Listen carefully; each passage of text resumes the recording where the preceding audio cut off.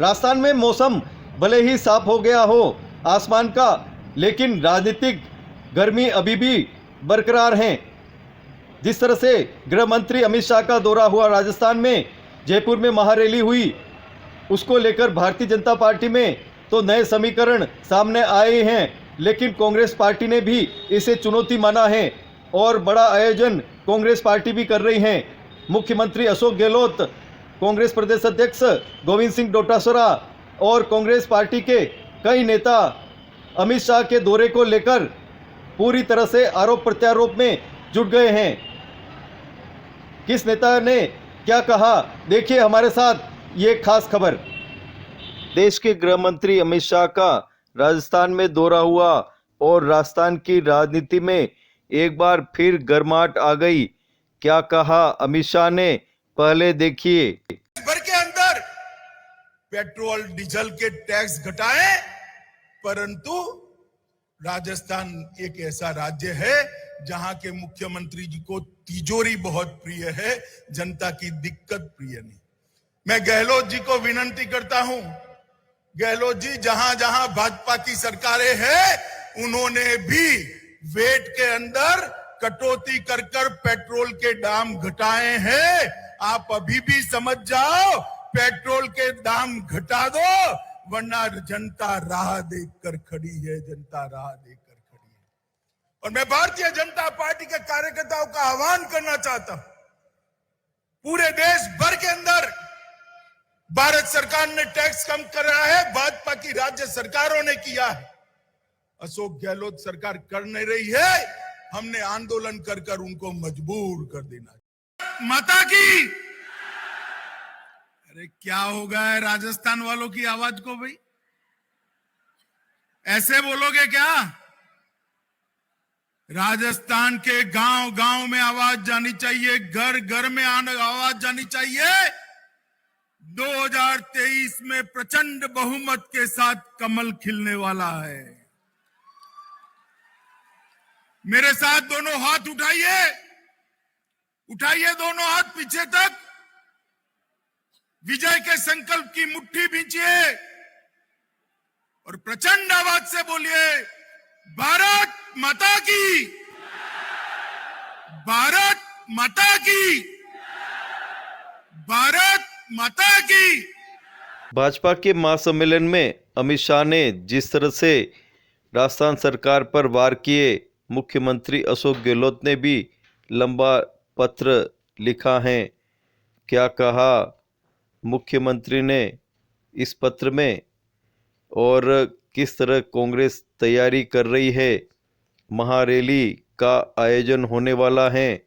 महंगाई के खिलाफ राजस्थान में पूरे गांव-गांव, कस्बे-कस्बे, जिलों में तैयारियां व्यापक हो रही हैं और प्रभारी मंत्री हर जिले में जाकर कार्यकर्ताओं को महारैली के लिए तैयार कर रहे हैं, कार्यकर्ताओं में जोश भर रहे हैं। केंद्रीय गृह मंत्री अमित शाह ने जयपुर दौरे के दौरान अपने भाषण में जिस तरह से कांग्रेस पार्टी, राज्य सरकार, मुख्यमंत्री अशोक गहलोत पर वार किए, उसके पलटवार में क्या कहा कांग्रेस अध्यक्ष डोटासरा ने। धूल चटाइए किसानों के साथ राहुल गांधी जी खड़े रहे, भूमि अधिग्रहण कानून को परिवर्तित करना चाहते थे। राहुल गांधी जी ने कोविड में इनको चेताया था, ये नहीं माने, देश की दुर्दशा हुई।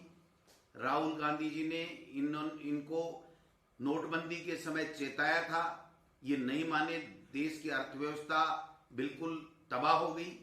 राहुल गांधी जी ने इनको चाइना बॉर्डर के ऊपर कब्जा चाइना के द्वारा करने की बात को लेकर के चेताया था, ये नहीं माने, हमारी किरकिरी हो रही है वहां पर। चाइना के लोगों ने वहां गांव के गांव बसा लिए हमारी जमीन के ऊपर, उसके ऊपर ये ध्यान नहीं दे रहे हैं। राहुल गांधी ने बेरोजगारों को रोजगार देने के लिए, नौकरियां देने के लिए चेताया, एक आदमी को ये नौकरी नहीं दे पाए हैं। ये राहुल गांधी का मुकाबला नहीं कर सकते, ये झूठों के बादशाह हैं, झूठों के सरदार हैं, केवल वादे और जुमले फेंकना जानते हैं। और एक भी वादा जो उन्होंने 2014 से लेकर के अब तक किया, उसमें से एक भी वादा उन्होंने पूरा नहीं किया। ये राहुल बाबा इसलिए कहते हैं कि राहुल गांधी से और कांग्रेस की नीतियों से ये घबराते हैं और कांग्रेस का जो इनके खिलाफ जिस प्रकार से इनकी गलत नीतियों का विरोध जारी रखे हुए हैं उनसे इनमें घबराहट है, इसलिए ये राहुल गांधी के ऊपर प्रहार करते हैं। राहुल गांधी निडर नेता है, हमारा नेता है और कांग्रेस पार्टी उनके नेतृत्व में इनको 2024 में सत्ता से केंद्र से उखाड़ के फेंकेगी। हमारी मस्जिद शहीद हुई थी और आज के दिन उन लोगों ने जिस तरह का वातावरण बनाया था इस देश में, वो आपसे हमसे छिपा हुआ नहीं है। मैं इस रैली की बात करने से पहले ये बात इसलिए करना चाहती हूँ कि आज भी वो लोग चुके नहीं हैं। लगातार उन लोगों के आप लोग मैसेजेस देखें या मैसेज बॉक्स में देखें या अपना व्हाट्सएप देखें या नहीं भी देखें, केवल देखते ही नहीं तो कितने हिंदू संगठन के नाम पर आता है। मैं पूछती हूँ उनको को हिंदू कैसा है?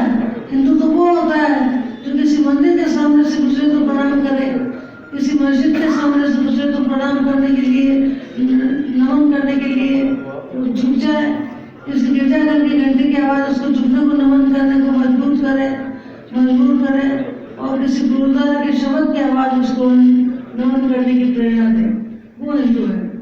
आज हिंदू को बांट करके वो लड़ाई लड़ना चाहते हैं और देश में इतनी महंगाई हो गई, उस बात का उन लोगों को कोई फिक्र नहीं है। आराम की नींद सोचे, आराम की नींद सोते हैं, आराम की नींद करते हैं। और कल जो अमित शाह ने अपनी हार मानी है वो इस बात का प्रतीक है। और जिस तरह से किसानों के वापस जो कानून बनाए थे वापस लिए हैं, वो इस बात के प्रमाण है कि भारतीय जनता पार्टी अब जान चुकी है कि वो अब आने वाली नहीं है। जो कुछ बंगाल में हुआ था वही दूसरी जगह पर होने वाला है।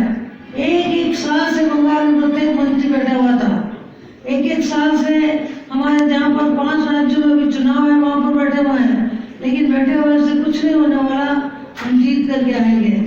ये रैली एक महान रैली होगी, एक मेहनती रैली होगी और इस रैली के माध्यम से हम जनता तक ये आवाज पहुंचाने में कामयाब होंगे। जो सोनिया जी की मंशा है, जो राहुल जी की मंशा है, जो प्रियंका जी की मंशा है, जो हमारे नेताओं की मंशा है कि हम लोग कांग्रेस उनके साथ खड़ी हुई है, चाहे कैसी भी कठिन परिस्थिति हो, चाहे कितनी मुश्किलें हो, कांग्रेस हमेशा उनके साथ रही है और कांग्रेस हमेशा उनके साथ रहेगी। आम लोगों के लिए रोटी कपड़ा और मकान की बात करती है। दूसरी तरफ भारतीय जनता पार्टी हिंदू मुस्लिम और पाकिस्तान की बात करती है। हमेशा एकजुटता रखने का काम कांग्रेस पार्टी ने किया, हमेशा लड़ाई झगड़ा बिखरा का काम भारतीय जनता पार्टी ने किया, सामाजिक समरसता बिगाड़ने का काम भारतीय जनता पार्टी ने किया। ये मैं नहीं कह रहा हूँ, ये इतिहास गवाह इस चीज का। आम लोगों तक अगर ये चीजें जाएगी और आम लोग इस चीज को घर तक पहुंचाएंगे तो निश्चित रूप से कांग्रेस का इतिहास, कुछ लोग, कुछ अलग विचारधारा के लोग व्हाट्सएप के माध्यम से इस इतिहास को भुलाना चाह रहे हैं, तो वो भुला नहीं सकते हैं। उनको कभी कांग्रेस को इस इतिहास से बाहर नहीं निकाल सकते हैं, कांग्रेस के नेताओं को कभी इतिहास से बाहर नहीं निकाला जा सकता। कांग्रेस राज करने के लिए नहीं आई, कांग्रेस ने हमेशा सेवा की है, देश को बनाया है, देश की इतनी परिसंपत्तियां पैदा की है, इस देश को इतना मजबूत किया है कि आज दुनिया के अंदर हिंदुस्तान का नाम लिया जाता था। कांग्रेस के नेताओं का जवाहरलाल नेहरू जी, सरदार वल्लभ भाई पटेल, मौलाना आजाद साहब, डॉक्टर राजेंद्र प्रसाद जी, ऐसे कई नेता हैं। आज उस महान नेता की पुण्यतिथि भी है, जहाँ बाबा साहब भीमराव अम्बेडकर जी का 6 दिसंबर। सब लोग नारे लगाएंगे। ये नारों की आवाज आदरणीय प्रधानमंत्री जी तक, दिल्ली तक पहुंच जाए, ताकि उनको ये एहसास हो कि हमने उनके साथी सहयोगी का राजस्थान में पावनों की तरह गर्मजोशी से स्वागत किया है। बोलिए भारत माता की, भारत माता की, भारतीय जनता पार्टी जिंदाबाद, बीजेपी जिंदाबाद, नरेंद्र मोदी जी जिंदाबाद, अमित शाह जी जिंदाबाद, जेपी नड्डा जी जिंदाबाद, सारे नेता जिंदाबाद, सारे कार्यकर्ता जिंदाबाद, राजस्थान जिंदाबाद, हिंदुस्तान जिंदाबाद।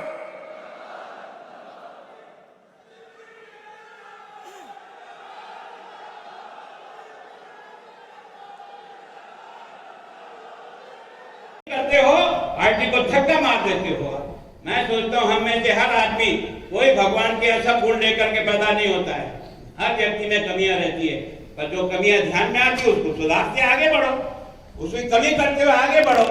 और मैं सोचता हूं हमारी अब ताकत इतनी अधिक है, क्योंकि मैं भी अब की बार जब अपने 12 मंडलों की बैठक लेने बैठा और उसमें जो पोलिंग के अनुसार जो उन्होंने अपनी कार्यकारिणी या जो बनाया, आपने कहा 2 उपाध्यक्ष हो गए, 1 महामंत्री होगा, 4 मंत्री होंगे, 1 महिला, 1 युवा मोर्चा और 1 IT, 11 तो आपके पदाधिकारी हैं।